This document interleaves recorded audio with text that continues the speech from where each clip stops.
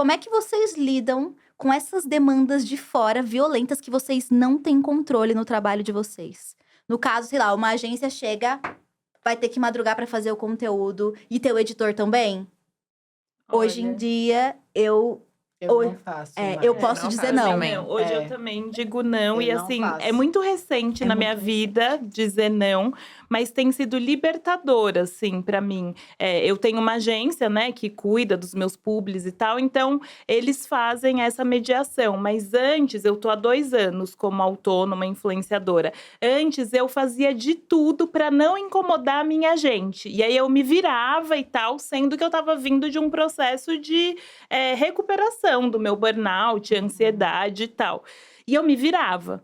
E aí eu fui vendo que não, eu pedi demissão justamente para eu ter uma vida que condizia com a minha saúde, sabe? Então eu precisava mudar isso na minha cabeça, porque eu sei que também parte do meu burnout é a sociedade impondo ali, mas também o que eu exijo de mim o tempo inteiro. Então eu passei a ser muito segura do que eu estava fazendo, sabe? Como quando tem uma refação, por exemplo. Você já aprovou o roteiro, você mandou exatamente a palavra que você vai falar em cada situação, descreveu a cena, volta para mim, ai, tem que refazer. Eu leio tudo eu vou entender, né? Eu leio tudo de novo e tal, e aí hoje eu tenho coragem de falar: "Não, ó, tá aqui na linha tal, nã-nã-nã-nã-nã". Antes eu não tinha, por mais que tivesse lá A mais B, que tá tudo certo, claro, vou refazer aqui e tal. Hoje eu me imponho, mas eu acho que vem também de tempo, né? Um tempo que você tá ali no mercado. Como influenciadora, eu sou muito recente, mas as pessoas já me conhecem como jornalista de moda e beleza, sabe? Então você vai se empoderando disso e vai entendendo que você pode falar não, que tá tudo Exato. bem falar não. E eu acho muito triste que a gente precise passar por esse processo, porque eu acho que qualquer pessoa pode falar não se passa do limite dela, né? Então, pra mim, hoje tem sido falar não tranquilamente, não dá, e sempre vendo se faz sentido, né? Porque às vezes, de fato, eu errei ali e tudo mais, mas tem uma outra questão, falando de agências e tudo mais, e prazos, é que às vezes, ai, mas é que faltou esse negocinho que a gente não falou e é pra daqui 5 minutos. Não, Mudou tal inegociável. coisa. Inegociável, o não tenho cliente tempo, pediu. não consigo. Ai, porque essa roupa, mas não tinha nada falando da cor da roupa. Nada. Então hoje eu uso essas brechas, sabe? Porque acho que no começo a gente fica muito insegura de tipo, ai, será que essa marca vai voltar? Será que eu vou conseguir outros trabalhos e tal? Hoje em dia eu já entendi que não é porque eu falei um não que eu não vou ter um trabalho, sabe? Exatamente. Eu também passei por um processo de burnout durante a pandemia, acho que foi 2021 ou começo de 2022, assim, que eu fiquei muito mal, porque o nosso setor, todo mundo parou, o nosso setor simplesmente era só o que existia, parecia, né? Que todas as marcas foram, a quantidade de jobs foi… Caíram. Não, pra mim, tipo assim, aumentou no muito. primeiro mês, no primeiro mês, cancelou março, tudo. todo o planejamento do ano morreu. E aí, de repente, burnoutei nessa começou. Eu burnoutei quando começou, né? Caiu, aí a gente teve uma paz. Aí, tanto que nesse momento que caiu, foi o momento que eu estruturei a marca. Que foi no começo da pandemia. Porque eu tinha uma viagem marcada, e a gente cancelou a viagem, a gente pegou a grana e investiu na marca, eu e o Vitor. Mas aí teve o burnout, e eu percebi que o burnout foi porque eu tinha a sensação de que era o momento de eu aproveitar todas as oportunidades e ganhar o máximo que eu conseguiria com publicidade, porque eu não sei o que vai acontecer, se daqui a pouco vai cair de novo.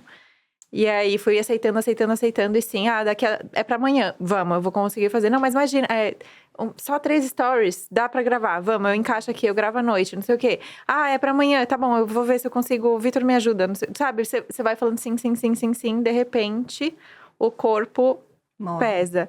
E aí, isso é até uma coisa que tô trabalhando com a minha terapeuta, de como a gente às vezes só percebe o nosso limite quando o corpo pede. Total. A gente não, assim, vejo também nas minhas amigas que empreendem, a gente não é nem que a gente ignora os sinais, assim, da cabeça, a gente não percebe.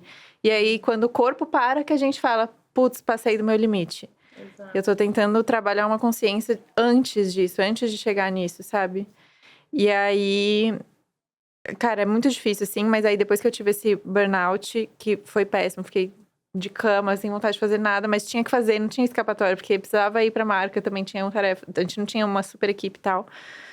Foi bem difícil, e aí eu tive a coragem de conversar com a minha equipe minha agência e falar, tipo, olha, não dá pra trabalhar dessa forma. Eu sei que a gente tá indo super bem, a gente tá, tipo, no topo, no auge, eu tô saindo em várias matérias, a marca tá decolando, tá todo mundo querendo fazer publicidade comigo, porque aí também, quando eu me mostrei empreendedora, vieram muitas marcas que não vinham pra mim antes, porque não tinha esse perfil. E aí, marcas que pagam bem, como é que eu vou perder essa oportunidade? Aí eu sentei com a minha agência e falei, gente, não consigo trabalhar dessa forma. Agora, as marcas que quiserem trabalhar comigo, eu trabalho com 7 dias. Tipo, fui colocando assim, se é uma produção de um vídeo, é 7 dias. Se é stories, eu preciso de 3 dias, sei lá, sabe? Tipo, comecei a implementar esses prazos, que pra mim, assim, depois que eu implementei, eu me senti muito culpada na hora, assim. Porque eu senti como se eu estivesse jogando essas oportunidades, eu não sei se elas vão voltar. Exato. Mas às vezes não acontece nada. Mas na nossa cabeça, aquela é a única total. chance da vida. Exatamente. E a gente tem a impressão de que se a gente falar, tipo, não, eu não trabalho assim, não consigo entregar pra amanhã, eu consigo entregar na quinta que vem, pode ser? Aí a marca, você acha que a marca não vai falar, pode ser? Eles são abusivos pra ver se cola. Exato. Gente, ó, eles são abusivos pra ver se cola. Exatamente. E também eu acho que é porque sabe que a gente vai ficar culpado porque a gente é uma pessoa, eles sabem. Se você fala, não, só consigo pra tal data, ok. Total. Na maioria dos casos mesmo. Exatamente. Uma vez eu li um post da Óbvios que dizia muito isso, que era tipo assim, só se incomoda quem… quando você impõe limite, só se incomoda quem tá sendo beneficiário com esse limite, Exato. sabe? Então não tem essa. E você falou uma coisa muito, eu acho muito importante, do tipo, são só 3 stories.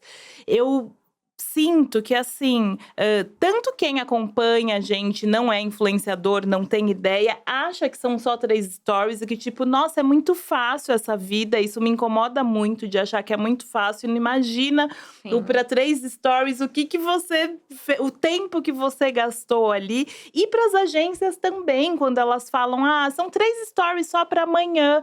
Que é uma falta de consideração de achar que você está à disposição só daquela marca a hora que ela quiser para fazer o que ela quiser. Então, eu acho que ainda falta muita discussão em relação à profissão influência, sabe? Porque parece que tá livre ali, tá solto, ninguém respeita, elas vão fazer, a gente tá pagando, tá tudo certo. E eu acho que o problema também da profissão influencer, da creator economy, e desse mundo de dinheiro, que é um mercado milionário, trilionário, né? Hoje em dia é um mercado extremamente aquecido. Quando a gente fala no Brasil, falei isso ontem com a Isa, mas eu li uma matéria que a gente tem mais hoje influenciadores digitais no Brasil do que dentistas, do que engenheiros, sabe? As pessoas… Você tá em escola, já fiz estágio. Há uns anos atrás era youtuber, hoje era TikTok. Mas as crianças almejam esse lugar porque é um lugar de muitas aparências, de muita ostentação, né? Mas, ao mesmo tempo, é um lugar também de sucateação de várias outras profissões, né? Durante a pandemia, eu não sei vocês, mas a gente cresceu tanto em trabalho porque o influenciador era tudo. O influenciador é o roteirista, o influenciador é o editor, o influenciador é a mídia, o influenciador é a personalidade, o influenciador é a pós-produção, é a análise de dados. Ele é todo o processo, e nesse processo você sufoca 1 milhão de pessoas, né? Que poderiam estar fazendo isso para você. A gente fala muito de cocriação, e cocriação é incrível porque a gente tem esse espaço. Mas tem marca que aparece do nada e fala, pensa aí. E de repente ela tá barateando o trabalho de uma agência de publicidade e de várias pessoas que estudaram a vida inteira para pensar em uma campanha de marketing, te pagando assim 2% do que ela pagaria para essa campanha. Então, durante a pandemia eu fiquei muito assustada, porque eu falei isso, a gente tá fazendo captação de campanhas dentro de casa. Não sei se vocês viveram isso, mas assim, de tipo ter um briefing de referências de imagem, uma câmera tal, não tem câmera tal, a gente manda pra sua casa. Sim. E aí sufoca a linguagem, né? E transforma o influenciador nisso. E aí o burnout acaba sendo muito natural. Então eu acho que esse processo de entender o que a gente é também é fundamental. Eu sou isso, e aí tem outra pessoa que pode trabalhar comigo e me prestar serviço, que vai entender de análise de dados, que vai entender de pós-produção, que vai entender de roteiro, enfim. E eu acho que é uma conversa que a gente tem muito pouco, né? O influenciador multitarefas, faz tudo, e nisso, ou você contrata uma equipe, ou você aprende a falar não, que senão você enlouquece, né? Aprender a falar não. É uma coisa difícil mesmo. Nesse processo de saúde mental, a gente podia falar, mas a gente fala burnout, burnoutada, mas é uma síndrome, né, Mona? Aí olha pra médica. É um bagulho sério, né? Que é uma discussão meio recente até. Sim, é uma discussão recente, tem poucos estudos ainda, né? Porque é realmente recente. Mas se falou muito porque aconteceu muito durante o período pandêmico, né? E é uma coisa da sociedade atual. Eu tive burnout também, eu tive por causa dos plantões de Covid. Porque você tava lá na linha de frente, né? Peguei muito plantão. Eu não conseguia dizer não. Não consegui dizer não para os plantões de Covid. Foi um dos piores momentos da minha vida, foi esse período de Covid. E para muita gente, né? Obviamente. E aí, essa questão do burnout é uma coisa que tá levando muita gente para o buraco por causa do excesso realmente de trabalho e esse sentimento de urgência. É o sentimento de que se eu não fizer agora, eu nunca mais vou conseguir essa oportunidade, né? Que muitas vezes é verdade. E aí esse é o problema, né? Que muitas vezes realmente a gente tem uma oportunidade ali que é importante ser aproveitada, né? Mas que tem que ter sempre esse equilíbrio, né? Tem que ser sempre equilíbrio. E foi o que a Lela falou, de muitas vezes não perceber os sinais. E muitas vezes os sinais só vêm no corpo, né? Que é o cansaço físico, a fraqueza, a dificuldade de acordar. Muitas vezes até fraqueza nas pernas, né? Alguns sintomas físicos mesmo que você só vê depois dos sintomas psicológicos. Exato. Então, é uma coisa muito importante da gente conversar hoje em dia sobre burnout. Meu, isso é exatamente assim, eu tenho falado, assim, caso você não saiba, eu vou ficar meio desaparecida alguns dias aqui no Diacast, né? Minha equipe já sabe disso. Porque eu tô nesse momento, assim, de pré, né? Conversando muito com a minha psicóloga, criatividade já não vem, você não consegue desligar a mente pra dormir, você dorme e tá extremamente cansado o tempo inteiro. Eu tenho tropeçado muito, não tenho mais… É como se você tivesse perdido, você vai perdendo a consciência do seu corpo, né? Choros, assim, erupções emocionais que vêm do nada e você não entende por que você tá tão desesperada. E aí é isso. Geralmente, eu paro. Eu chego num estado de desespero que eu só paro. E aí eu fico 2 meses improdutiva, que aí essa é a preocupação, né? Sim. Dolorida num buraco de angústia profunda. E aí eu volto. E aí eu dou tudo de mim de novo, chego num limite e mais 2 meses. Cíclico. Essa é o meu formato de produção, né? Durante os meus últimos 5, 6 anos de internet. A primeira vez que eu cheguei aqui na Dia, a gente fez uma reunião naquela salinha ali na frente. E hoje a gente ri disso, porque, olha como ela tá muito mais equilibrada. Mas eu chorava, eu falava sobre trabalho publicitário, eu chorava. E, na verdade, eu amo trabalhar com a internet. Eu amo ter a chance de trabalhar com o que eu gosto, falar sobre as coisas que eu tenho interesse, ganhar pra falar sobre isso, sabe? E ganhar bem, a gente não pode reclamar dizendo que esse não é um mercado que, às vezes, vale a pena você chegar no seu limite. Porque quando você fala, meu pai ou minha mãe vão trabalhar um ano inteiro para conseguir isso. E esse tipo de pensamento te coloca nesses limites físicos, né?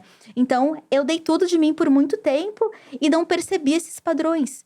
Até hoje em dia, tá nesse processo com uma equipe, aprender a demandar, aprender a entender as minhas fragilidades também enquanto líder e falar, ok, agora eu dei conta de muita coisa, então agora eu consigo identificar antes de parar. Antes de, parem as máquinas, nada mais vai acontecer.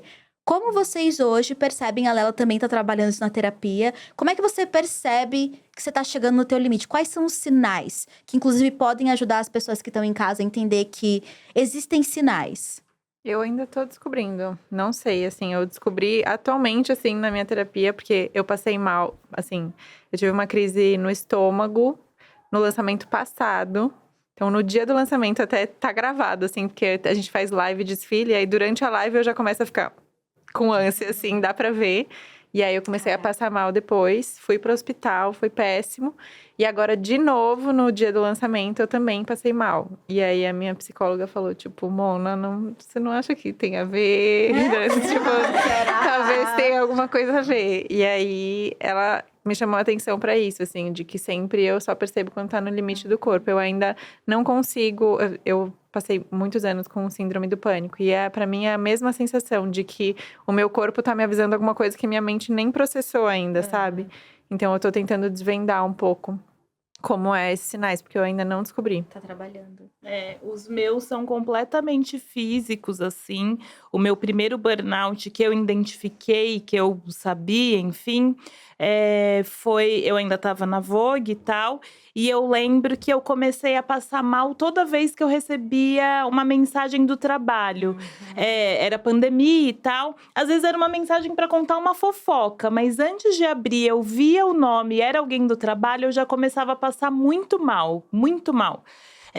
Aí eu lembro que eu tava com uma sensação de esgotamento, de fato, meio que no limite, assim. E aí eu falei pra Bá, que era minha editora assistente na época, que eu ia pedir uma folga, era quarta-feira. Eu ia pedir uma folga na segunda-feira, porque aí eu poderia passar o fim de semana, mais uma semaninha.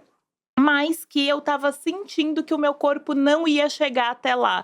É muito doido, eu não consigo nem explicar, mas é uma sensação de que o corpo, no meu caso, era uma sensação que eu falava pra minha terapeuta, que como se meu corpo estivesse ligando e desligando da tomada, sabe? Hora ele tava bem, hora não, uma sensação horrível. E aí, depois, hoje em dia também é nesse mesmo lugar, assim, quando eu recebo uma mensagem da minha agência, seja para falar bom dia ou tipo, temos um job.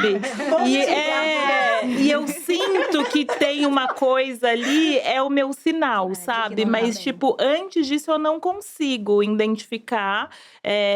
Mas tem uma coisa que eu acho que é muito importante, e porque é muito legal a gente estar falando sobre isso, porque eu sofri muito com o tabu da sociedade sobre ansiedade, o esgotamento, depressão, porque quando eu fui tentar pedir a primeira demissão, foi assim, a gente te dá uma repórter, acho que você não tá aguentando o trabalho, né? E não era sobre aguentar o trabalho ou não, era muito trabalho sim, mas ia muito além também, daquilo. Porque isso nunca acontece, né? Sim, exatamente, não acontece de fato, mas eu sentia que era muito, olha, ela quer uma repórter nova, então ela inventou esse cansaço, esse esgotamento. Era sempre num lugar de o que a gente pode fazer para você ter que trabalhar menos, porque acho que você não tá querendo, se você não tá querendo mais trabalhar, sabe? Não era um momento que as pessoas sabiam o que era aquilo. E aí eu continuei na Vogue durante uns 3 meses mais e eu passei a procurar sobre isso. E eu, de fato, não encontrava, tipo, influenciadores na época que falavam abertamente, porque era, de fato, um tabu. Eu, em casa, quando eu falei pra minha mãe e pra minha avó, elas, ai, fia, mas eu sempre aguentei tudo, sabe? Como é que você não tá aguentando? É como se não existisse. E aí eu falei, bom, ninguém fala, né? Poucas pessoas falam. Eu vou usar esse meu espaço aqui da Vogue para começar a falar sobre isso. Você falou dentro da empresa. Eu fazia matérias em primeira pessoa falando sobre isso. Porque era tipo assim, sou eu falando, mensais. tá? Sou eu falando e tal. E foi muito doido, gente, porque a audiência aumentou num nível que eu não sei dizer para vocês na minha editoria. Você se demitir mesmo. Exatamente. E aí aí acendeu uma luz assim de que, tipo, não sou só eu que tô precisando ouvir falar sobre isso, sabe?